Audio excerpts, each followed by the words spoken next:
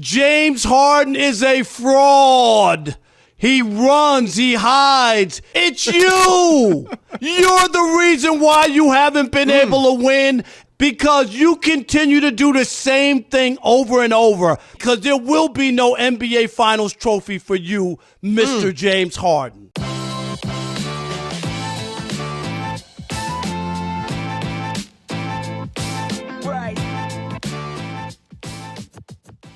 Really quick, before I begin, if you guys can smash the like button for the YouTube algorithm, this seriously makes a huge difference to my videos and lets YouTube know to recommend this video to a brand new audience. So thank you so much for doing that, and let's begin.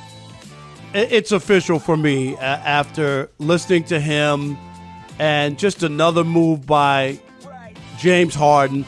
It's official, NBA America. James Harden is a fraud. And you should not be shocked why this guy hasn't won yet, despite his enormous talent. He runs, he hides, he doesn't produce when games are big. And worst of all, this guy has played with a plethora of great players in the National Basketball Association. He had Durant and Westbrook in OKC. He had Dwight Howard and CP3 and Russ in Houston, Durant and Kyrie in Brooklyn, and now he's going to Embiid.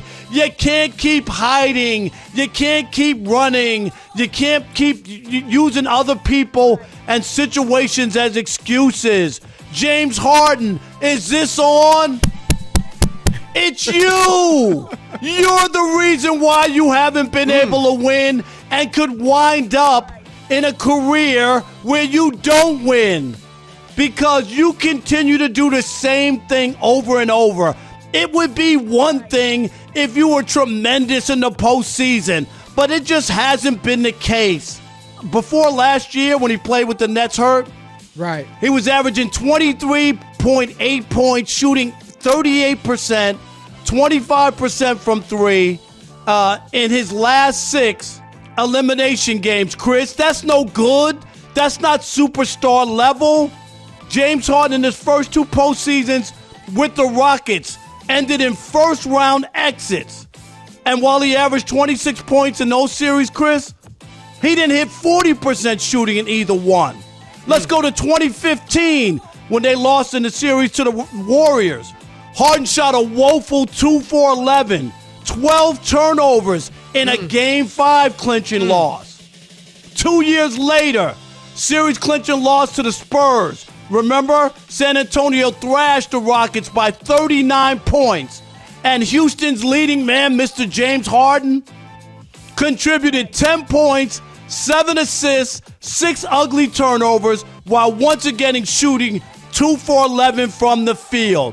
When it's all said and done, James Harden, people will realize you were the problem.